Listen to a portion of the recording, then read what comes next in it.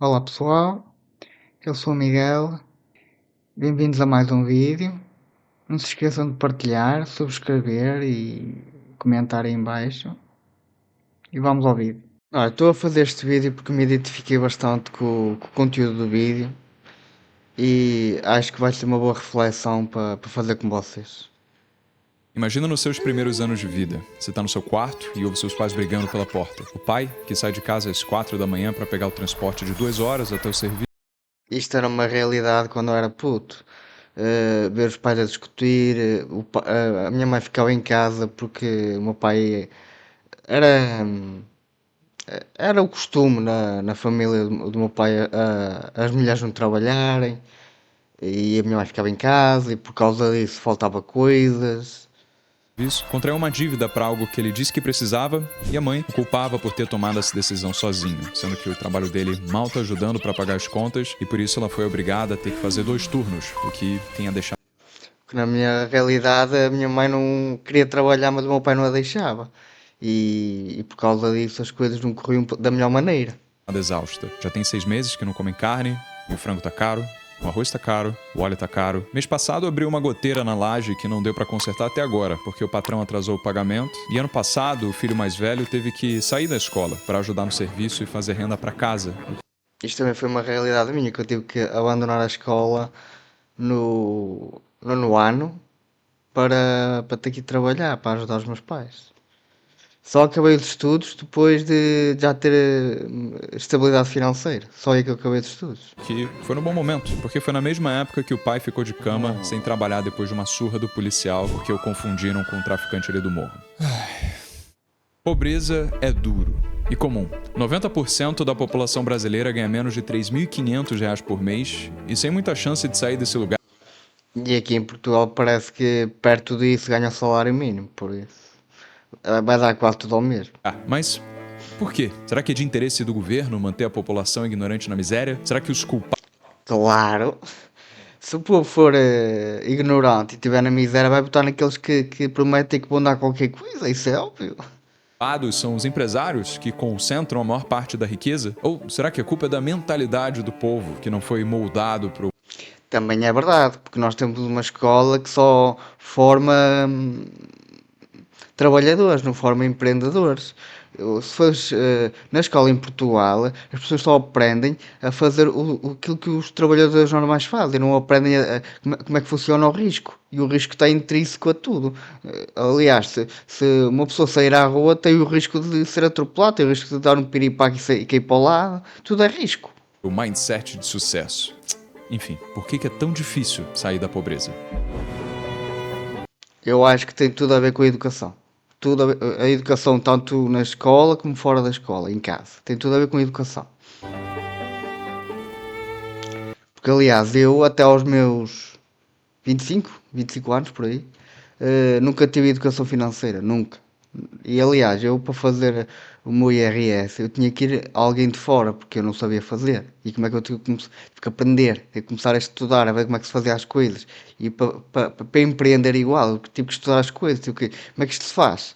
Porque é que eu não faço isto? E meter a cabeça para fazer. Pobreza é herdada. Não, ela não é passada por genes. Isso é uma realidade. A pobreza é herdada, porque o meu pai e a minha mãe tinham uma mentalidade muito de pobreza, do tipo, se eu gastar aqui nisto, depois me vou ter para aquilo. Em vez de assim, se eu investir aqui, este investimento vai-me render qualquer coisa. Não tinha esse mindset de investimento, tinha um mindset de pobreza, que é eu não posso gastar só depois não vou ter. Mas ela é deixada de legado, da mesma forma como fortuna. Costuma-se a dizer, tu és a média das pessoas que tu andas, ou seja, se tu em criança lidas maioritariamente com os teus pais e eles tiverem mindset de pobreza, tu vais ter mindset de pobreza igual. Se tu lidas com pessoas de mentalidade rica, tu vais ser uma pessoa rica também. E quando falo riqueza e pobreza é mentalidade, porque isso, a pobreza e a riqueza monetária vem por acréscimo. Um filho nascido de pais pobres vai também, invariavelmente, nascer pobre. E ainda que o ato de nascer Verdade, verdade, porque eu sou prova disso, que a minha a família com que eu nasci, que era o meu pai, a minha mãe e o meu irmão, tínhamos todo o mesmo mindset da pobreza, de que o empresário é que era o malvadão e que o Estado é que tinha que dar as coisas. Era assim, porquê? Porque foi aquilo que me foi passado pelos meus pais. Só depois, mais tarde, é que eu tive que perceber as coisas, tive que perceber porque é que eu era roubado pelo Estado. Porquê? Lá está. E depois eu descobri que eu sou roubado pelo Estado para dar àqueles que não querem fazer nenhum.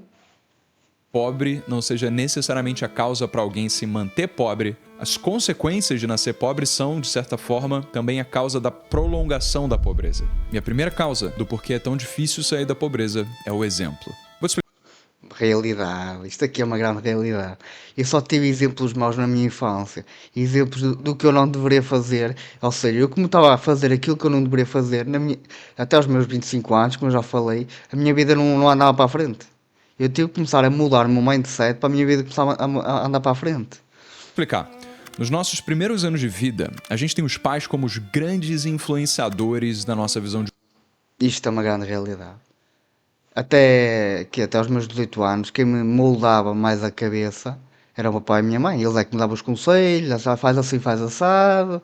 Mesmo que sejam maus conselhos, eu como não tinha. Aliás, naquela altura não havia internet. Melhor, havia, mas eu não tinha na minha casa, porque era muito caro. E era só o meu pai a trabalhar, logo não dava para sustentar a internet. E como não havia internet, eu nunca pude ver o outro lado da moeda das pessoas, ou seja, só conseguia ver aquilo que dava na televisão. Aliás, eu agora nem vejo televisão por causa disso, porque eu já sei que o que passa na televisão é tudo mentira. Mas eu só podia ver o que dava na televisão, logo eu não tinha a outra face da moeda. E como eu não tinha a outra face da moeda, o meu mindset foi mudado assim, ou seja, com o mindset de pobreza. mundo. A gente repete as suas palavras, a gente age com os seus trejeitos, e como eles são basicamente os nossos primeiros formadores de opinião, a gente tende a pensar do jeito que eles pensam também. Isso significa aprender com as falas e o exemplo dos pais. É verdade. É aquilo que eu disse há bocado. Tu és a média de quem tu convives. Ou seja, vais conviver maioritariamente com os teus pais enquanto és pequeno. E isso tu vais assimilar tudo que eles te dizem, todos os gestos que eles fazem, tu vais assimilar tudo. Mesmo que esteja errado, vais assimilar isso tudo. Pais que não estudaram educação financeira, que tudo se compra a parceria. E aliás, nem o meu pai nem a minha mãe sabiam de nada sobre educação financeira. Para eles, tudo o que era. Se tu quisesse alcançar alguma coisa, tinhas que fazer um crédito. Com ele era assim. E as pessoas, ainda que a minha mãe controlava muito a questão financeira de casa, porque para não se gastar demais, porque senão depois o dinheiro não dava para tudo. Parcelado, especialmente se não tiver dinheiro para pagar à vista, que tudo bem comprar um item caro sem ter nenhuma reserva, afinal quem que tem reserva mesmo? Ou então, ao invés de Aliás, eu também tive esse mindset naquela altura, né? Que os pobres nunca na vida têm dinheiro para conseguir poupar. O que eu vim a perceber depois que era completamente errado. Tem tudo a ver com uma gestão financeira. Se tu tens gestão financeira, nem que ganhes um salário mínimo, tu vais conseguir poupar. Vais conseguir inevitavelmente, porque lá está, tu tens de ter um compromisso contigo próprio, que é, eu tenho que poupar X% do meu rendimento. comprar um curso, por que não comprar um presente para alguém que eu gosto, ou então E lá está, eles diziam muito isso. Eles no fim do mês o dinheiro não podia ter dinheiro na carteira, só eles tinham que comprar qualquer coisa. Isto é uma realidade. Eu vivi isto quando era pequeno. Eu vivi isto. um tênis para mim mesmo, porque eu mereço, ou eu posso morrer amanhã. Fora todas as coisas que eles não compram, que são muito mais numerosas do que esses exemplos e trazem um sentimento contínuo de falta e de escassez.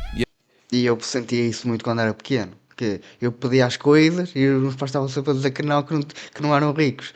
Eu sentia estas coisas. E para lá está, quando eu comecei a ter rendimento, enquanto eu não percebia nada de finanças, nem de economia, lá está, eu gastava tudo com coisas que não precisava comer, gastava tudo com merda. Era assim que funcionava.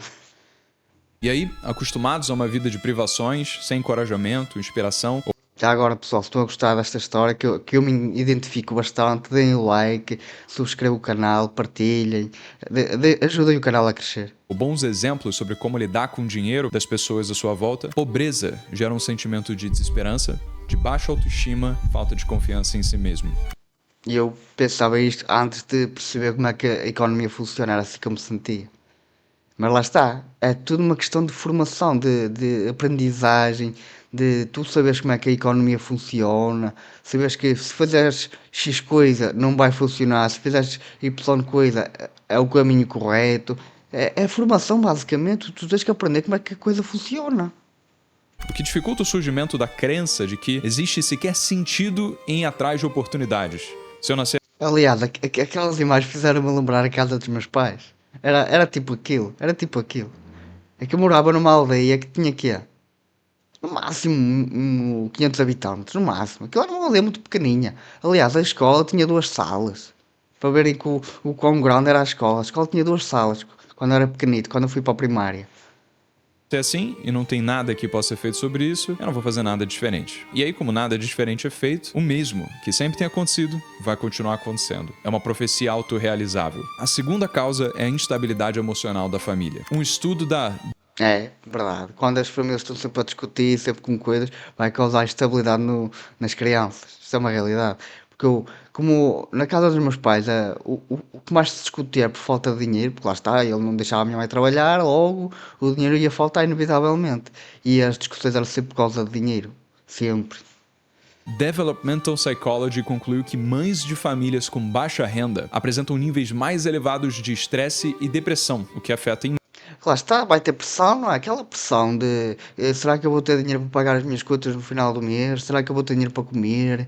Será que eu vou ter dinheiro para as coisas que eu quero? Isso é pressão.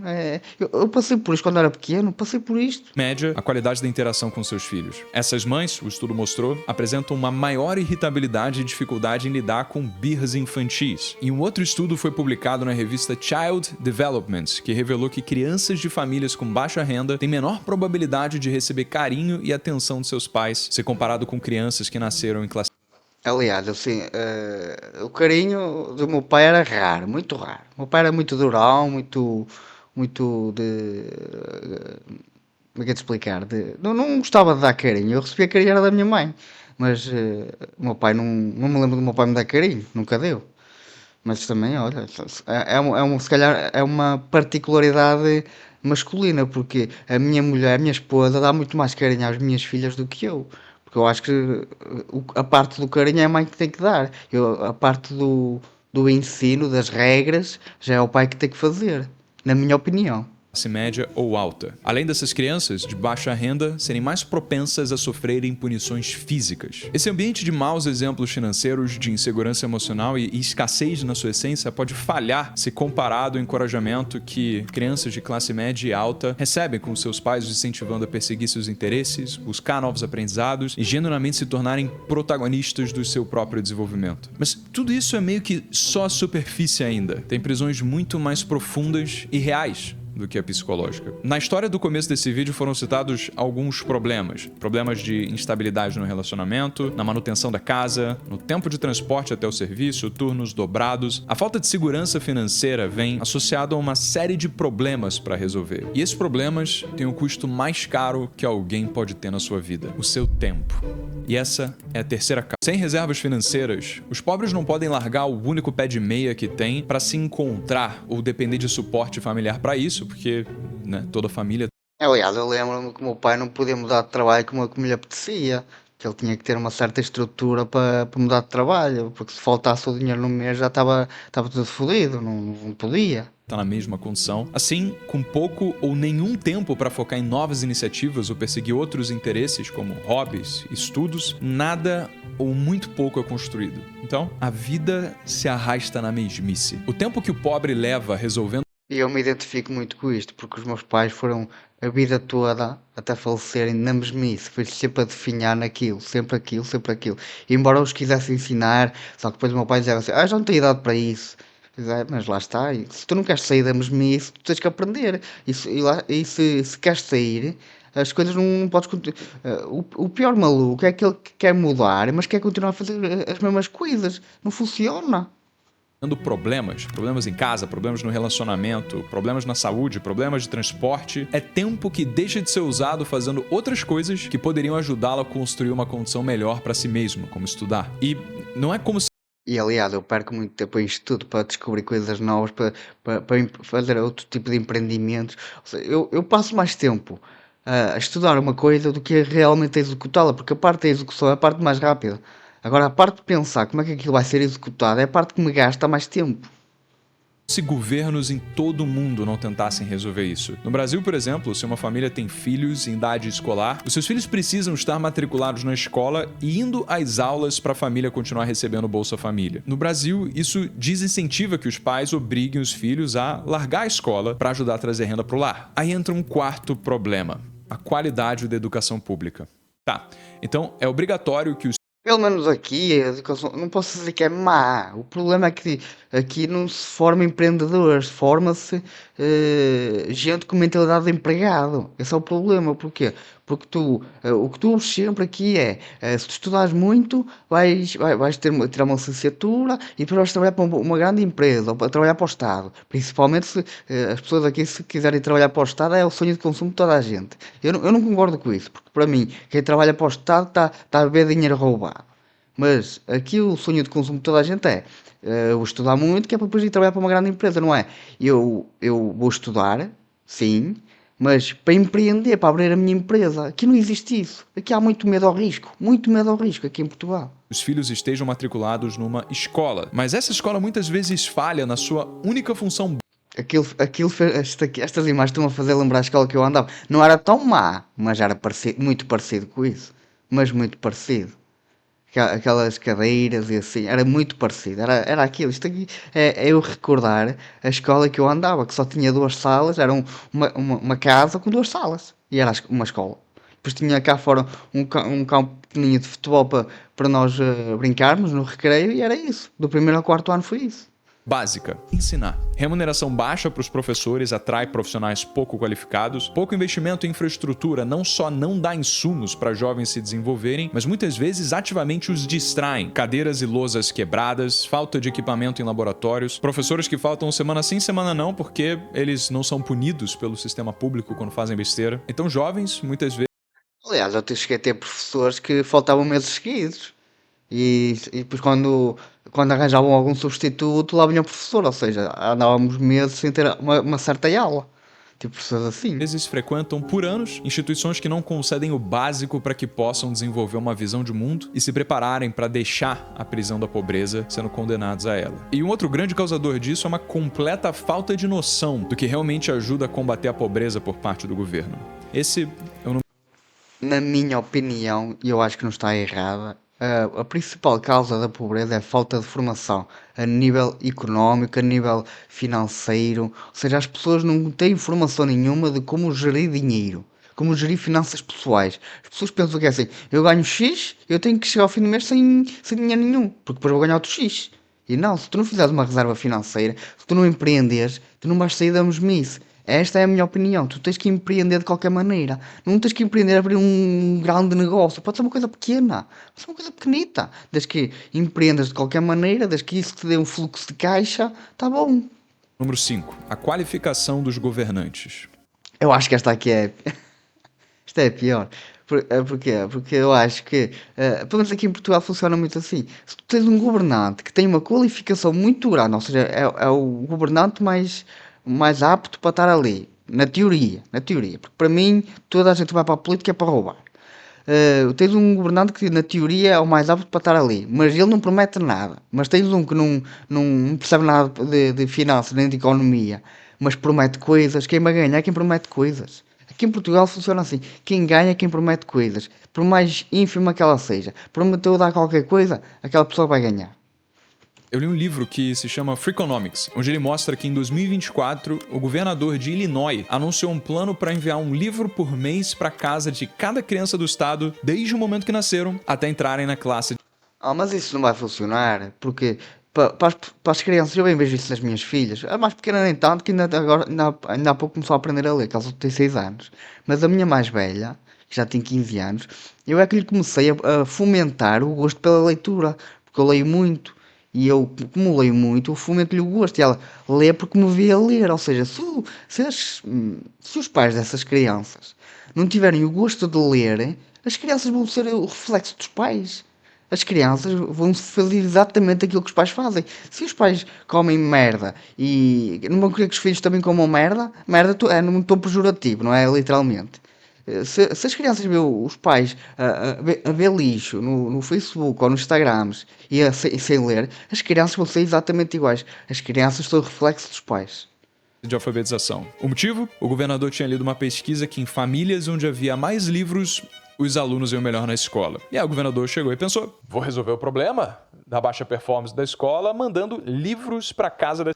Vão ficar encostados, de certeza. Porque se os pais dessas crianças não tiverem o hábito de ler, as crianças também não vão ter o hábito de ler, nunca. Eu vi isso acontecer porque eu só ganhei o hábito de ler quando comecei a perceber de finanças. Porque em casa dos meus pais não havia livros, não havia. Porquê? Porque nenhum deles tinha o hábito de ler. Eu se queria ler tinha que pegar num livro da escola. Não havia o hábito de ler. das crianças. Lindo. Só tem um problema. Esse plano jamais ia funcionar. O que o governador deixou de perceber é que ter livro em casa não era a causa da melhora de performance na escola, mas uma das consequências de um outro fator que, esse sim, causava tanto a melhor performance na sala de aula e um aumento na quantidade de livros em casa. Sabe qual que era a verdadeira causa? Famílias com o hábito de ler. Famílias... Bingo, é isto. Famílias com o hábito de ler, as crianças são o reflexo dos pais. Se os pais lêem muito, as crianças também vão ler muito. É isto. Isto funciona assim. em que havia o hábito de leitura tendiam a ter, adivinha, mais livros em casa e, por consequência, como pais, setam o exemplo. Aliás, há dias que eu leio menos, há dias que eu leio mais. Nos dias que eu leio mais, eu bem vejo a minha filha a perguntar assim: posso pegar um livro para ler também? Ou seja, ela vê-me a ler e quer também fazer o mesmo. O gosto de ler é incumbido pelos pais. Não é a criança que vai por sua vontade fazer isso. Porque elas, por sua vontade, a única vontade que elas têm é de brincar, não é mais nada. Exemplo para os filhos acabam tomando o hábito de estudar, assim como os pais que eles vêm fazer isso todo dia. Então, iam melhor na escola. O plano desse governante não foi aprovado, mas não deixa de mostrar como governos em todo o mundo, partindo das melhores intenções, não só tomam medidas completamente desconexas com a realidade, mas muitas vezes acabam até piorando o problema. O aumento da tributação, a emissão exagerada de moeda, o aumento da... Mas essa parte da emissão de exagerada de moeda é só para fazer bonito às famílias. Olha, vou-te dar um subsídio, mas esse subsídio esse dinheiro que te vai dar vai comprar menos coisas, porque ao emitir moeda, o dinheiro vai desvalorizar e as pessoas não percebem isso, não percebem onde é que é a raiz da inflação. A inflação não é um aumento de preços. A inflação é a emissão de moeda que a consequência é aumento de preços. Da dívida pública, todas essas coisas no curto prazo podem elevar os índices de popularidade do governo, principalmente entre a população mais... Principalmente aqueles que prometem tudo e mais alguma coisa, para manter a população na pobreza, para votar sempre neles, e é sempre esta roda de hamster, sempre na mesmice. Pobre, porque gastar muito passa a impressão que o governo está aumentando os investimentos e, por isso, E que dá mais ajudas também, ou seja, aquele governo é bom porque ajuda os pobres, e não percebem que na realidade está a empobrecer mais ainda os pobres. tá fazendo mais. Só que gastar muito, principalmente quando a fonte do recurso é dívida, impressão de moeda ou aumento de tributo, expande a oferta monetária de dinheiro na economia sem aumentar a produção do país na mesma... É verdade, por isso é que a inflação aumenta. O aumento da inflação há assim, uma meta de inflação anual, que é, normalmente, é 2%. Mas se tu aumentas também os bens e serviços em 2%, não há inflação. Porquê? Porque tu aumentaste os bens e serviços em 2% também. Mas se tu aumentas a inflação em 2% ou 10%, ou o que for, e não aumentas os bens e serviços, a inflação aí é galopante. Porquê? Porque tu tens que aumentar os bens e serviços para as coisas não serem tão à mostra, tão fáceis de detectar. Porque se tu aumentas a impressão de moeda e não aumentas bens e serviços, aí é que tu vais perceber a inflação. É quase como no Covid. Os bens e serviços não aumentaram, só diminuíram, aliás. Eles fizeram uma grande impressão de moeda e notou-se no mundo todo que tudo subiu de preço, tudo dobrou de preço. Uma proporção. Isso gera inflação. E quem é que paga a conta da inflação? O pobre. Quando o governo aumenta... Normalmente é o pobre, porque o pobre ganha pouco. Tipo, normalmente é o salário mínimo que o pobre ganha. E esse dinheiro é usado para habitação e comida. É nisso que eles gastam o dinheiro. Dos seus gastos. Para onde que esse dinheiro vai? Para as empresas que prestam serviços para o governo. Só que essas empresas recebem o dinheiro antes dele ser reinjetado na economia e por isso conseguem acesso a esse recurso antes... Isto faz-me lembrar o efeito Cantillon, vamos lá ver se ele vai falar no efeito Cantillon. Antes dos preços subirem. Então, tanto o governo quanto essas empresas amigas do rei, elas podem proteger o seu poder de compra comprando terrenos a preços antigos que se valorizam com a inflação, elas podem investir esse recurso, enquanto a folha de funcionários públicos e a folha de funcionários privados das outras empresas e os funcionários dos funcionários, ela só vai ser reajustada no ano que vem, já depois de ter passado meses de preços altos. Enquanto isso, o preço do arroz foi subindo, do feijão, da carne e de todos os bens de consumo da cesta básica. Ou seja, na tentativa de ajudar o pobre, os governantes muitas vezes, pela completa cegueira de entender a causa raiz do problema, acabam protegendo os ricos e criando ainda mais desigualdade. Não todos, é só mais os amigos. Os amigos é que têm a proteção, não é todos. Porque há empresários que são ricos e não têm a benção do governo. É só os amigos. O nome desse fenômeno é efeito Cantillon. E eu falo É isso, Bingo, é isso. O governo dá dinheiro aos amigos em detrimento de ajudar aos pobres. Ou seja, eles não vão dizer que vão dar dinheiro aos amigos, vão dizer que vão ajudar aos pobres. Mas eles, com isso, está a fazer com que o dinheiro, naquela altura que é mais valioso, é dado a quem é amigo. E ele, com esse dinheiro, vai comprar ativos que estão com os preços antigos. Ou seja, as pessoas vão ter uma vantagem competitiva com o dinheiro novo. mais sobre ele nesse vídeo aqui em cima, caso você queira se aprofundar. Breno, peraí, você não acha que é interesse do governo prender a população na pobreza e na ignorância para que o governo mal intencionado possa assim se manter no poder? Óbvio. Claro que sim.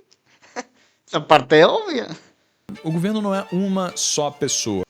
Claro que não, o governo é um conjunto de indivíduos que o interesse deles é roubar, seja que político for, o interesse deles é roubar. Todos eles vão para a política para roubar. Não é nada. Não há. Por que é que um ministro vai para o Parlamento? Quem diz um ministro que vai para o Parlamento diz qualquer político. Não é por causa dos 4 mil que ele vai ganhar, que isso é pouco, é por causa do poder da caneta, que esse poder dá muito dinheiro, dá muitos milhões. É esse o poder que eles querem. O governo é um conjunto de dezenas de milhares de pessoas, muitas vezes com opiniões conflitantes, e que juntas operam a máquina do Estado. Opiniões conflitantes ou opiniões que têm ambos interesses em coisas que dão milhões. Ou seja, se tu assinares este papel, eu vou fazer aqui um empreendimento e um pedaço desse empreendimento é para ti. Opa, é tudo um jogo de interesses, os políticos são todos jogo de interesses, todos. É possível a gente saber da intenção individual de cada funcionário público? Não, eu conheço a intenção de alguns amigos que são funcionários do governo, da minha mãe, que é aposentada, mas era funcionária pública, e também a pessoa mais ética que eu já conheci. E aí o que eu cheguei à conclusão é que não existe uma seita governamental em que todos os governantes, quando chegam ao poder, juram um pacto para ferrar o povo. Eu acredito. Não, não é isso. Só que lá está, eles quando vão para o poder, eles têm uma certa. Como é que é de explicar isto? Têm uma certa ânsia de roubar o mais rápido possível. E como eles sabem que se roubarem o mais rápido possível, vão ter a vida feita, e é o que eles vão fazer. Ou seja, eles vão imprimir dinheiro para se enriquecer eles próprios, quando têm essa possibilidade, ou vão fazer desvios, ou seja, aquelas obras superfaturadas, porque há países, tipo Portugal, não tem a máquina de imprimir dinheiro, mas tem como aumentar imposto para roubar esses impostos. E eles, ao fazerem isso, estão a resolver a vida. Agora, como ver o caso do Montenegro em Portugal, ele pagou casas com dinheiro vivo. E de onde é que veio esse dinheiro? Provavelmente da caneta poderosa, se é que me entendem. Genuinamente que tem uma parte relevante deles que é bem intencionada. Só não tem a qualificação. Eu não acho que haja políticos bem intencionados, porque quando há políticos bem intencionados, não, quando há pessoas bem intencionadas, eles não vão para a política. Eles simplesmente abrem um negócio e tentam fazer o melhor pela população. Não é porque ir para a política, quando te metes num ninho de vespas, tu não ficas uma vespa também, tu morres logo a partir, porque a política é um ninho de vespas. Necessária para sentar na cadeira que sentam. Ainda assim, seria ingênuo culpar só os governantes pela sua cegueira bem intencionada, sem também falar das pessoas que colocaram eles lá para começar. Sexta causa. Mas na maioria das vezes, as pessoas que os colocam lá é porque eles prometeram alguma coisa. Porque é muito raro ver um governo a ir ao poder que não prometa nada. Pelo menos aqui em Portugal. É muito raro. Porque um governo que não promete nada, ninguém vota nele. A população votante. A maior parte da população não. Por lá está, também temos o problema da população votante, que é maioritariamente funcionários públicos e pensionistas, que fazem uma massa enorme que é, eu vou votar no meu patrão, eu vou votar em quem me paga, ou seja, o Estado. E é isso que decide eleições. Não é a pequena classe que trabalha no privado, que assim não decide nada. Teve acesso a uma educação de qualidade, que dirá educação financeira nas escolas. Portanto, a maior parte das pessoas Aliás, eu não tive educação financeira, tudo que eu aprendi foi por conta própria. A minha educação financeira foi zero, zero. É que nem em casa, com os meus pais nem para eles sabiam, quanto mais para me ensinar a mim. Eu não tive zero de educação financeira, zero, bola. não conseguem entender como que benefícios aparentemente tentadores de curto prazo podem ser prejudiciais no longo prazo. Mas mesmo a maior parte das pessoas que tiveram uma educação de qualidade também não estudaram finanças, noções básicas de economia, então acabam atribuindo um peso muito favorável àquilo que elas sabem e conhecem, que são principalmente propostas com cunho social e de intervencionismo econômico, né, para redistribuir a renda do rico e levar para o pobre, sem entender.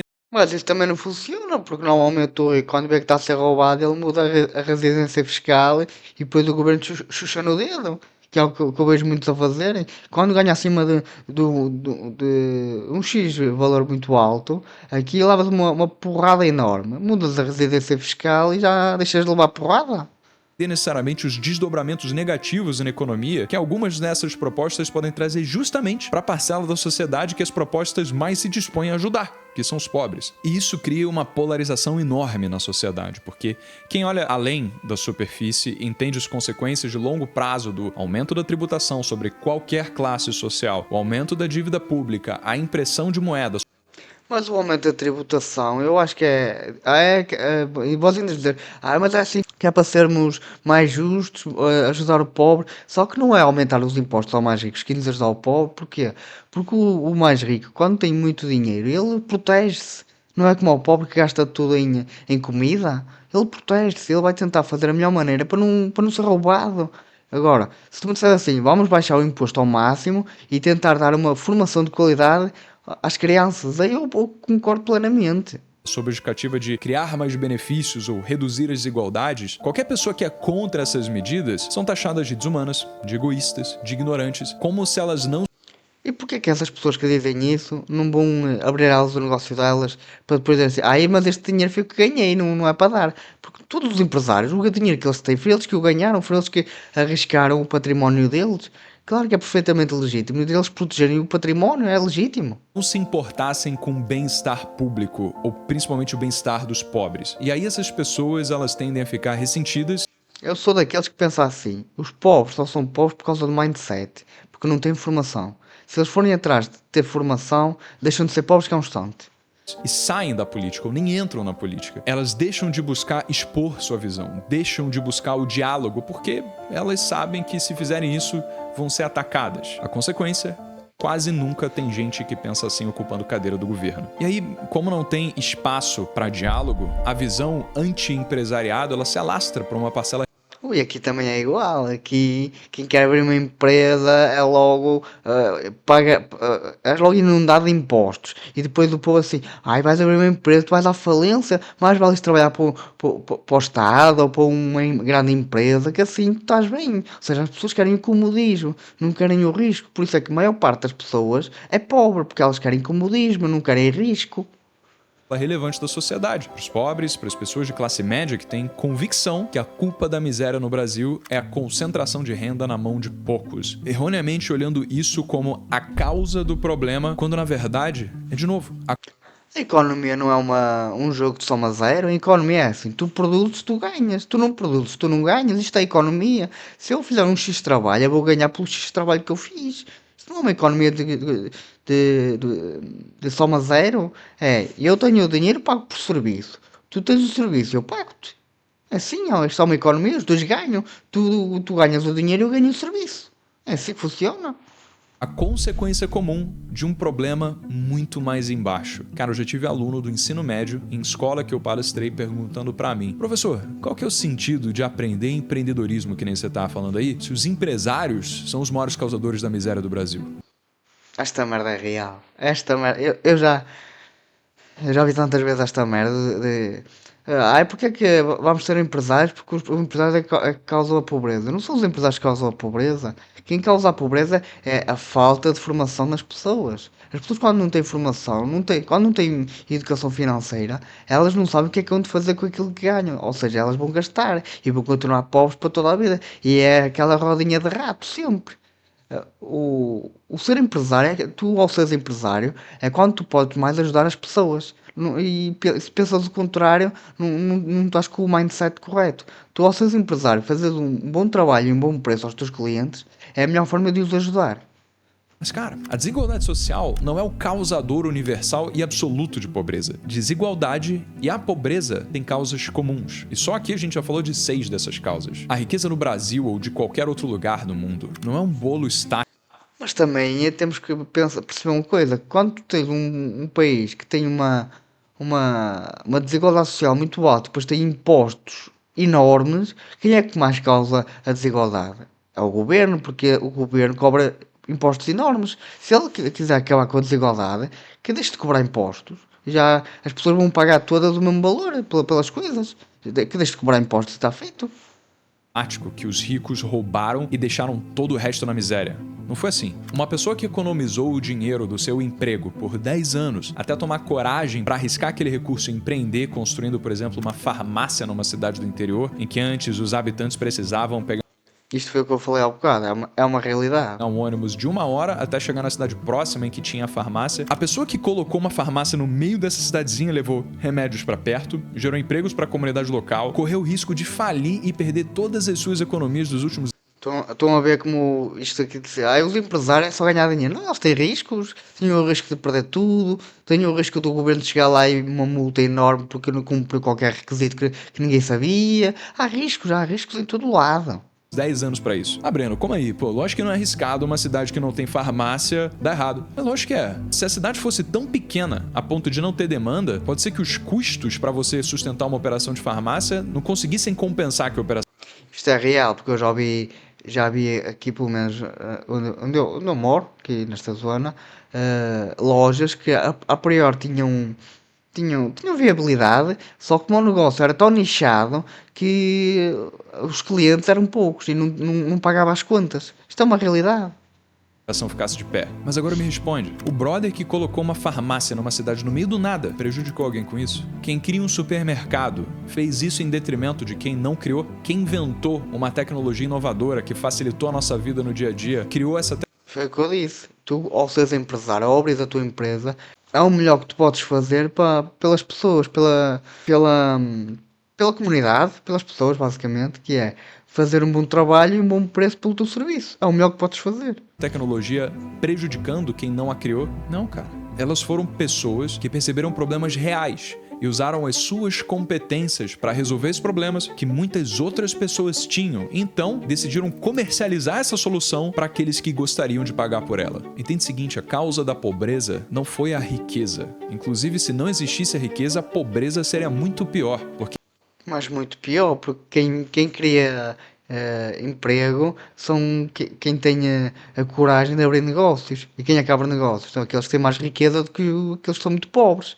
Se não houvesse riqueza, nunca na vida havia negócios. Ainda andávamos na época das cavernas. que isso ia significar que quem teve o conhecimento para identificar problemas reais, encontrar soluções inovadoras, criar riqueza e aumentar o bolo, essas pessoas nunca sequer teriam existido. E aí não é Como eu já disse, a economia não é um jogo de soma zero.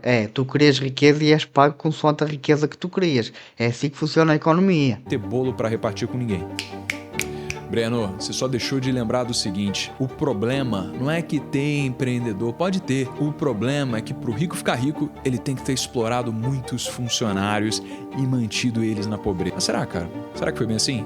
Qualquer Isto também é errado, porque um empresário nunca vai explorar um trabalhador. A única coisa que ele vai fazer é tu tens que fazer isto nestas horas de trabalho.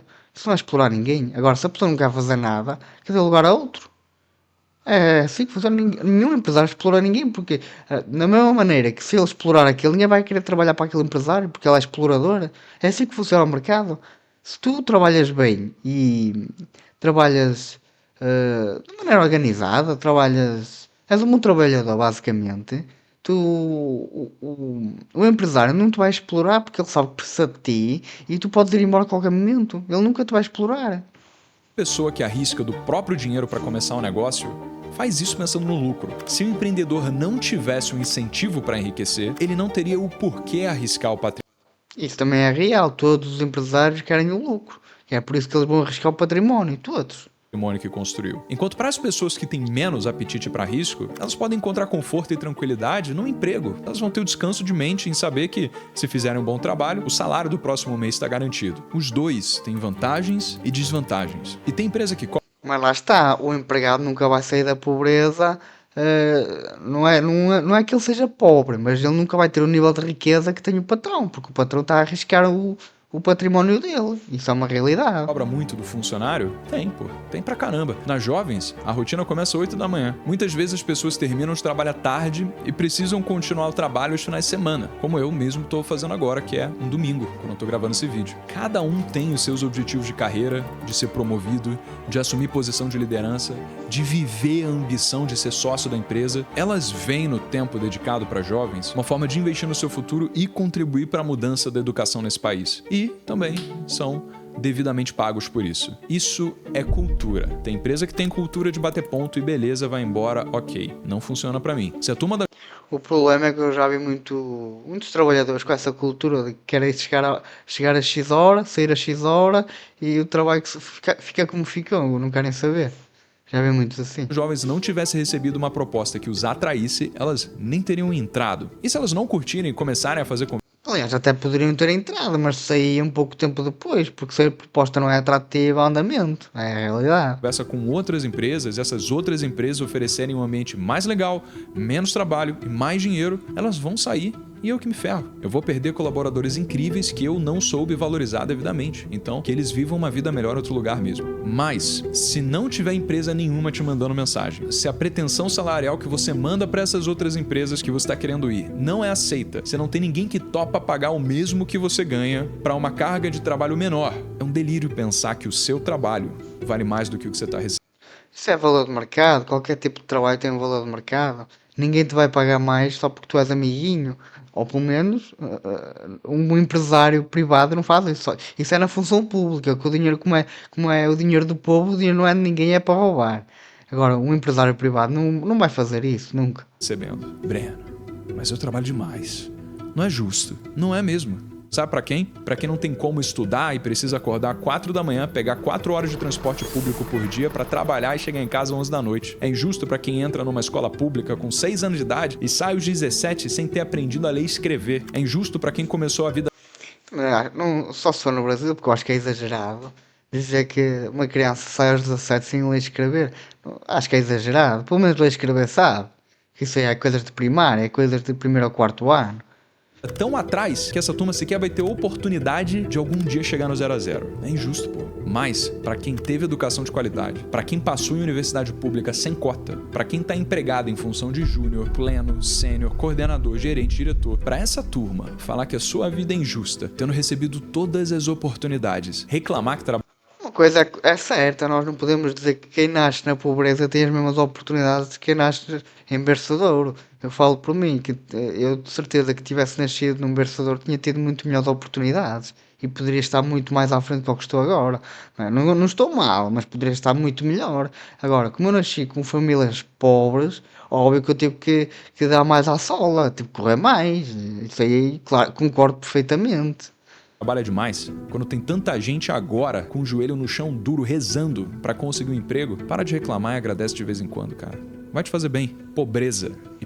Aliás, eu agradeço por tanto as coisas más como acontecem muitas coisas boas. E as coisas más são ensinos que nos dão.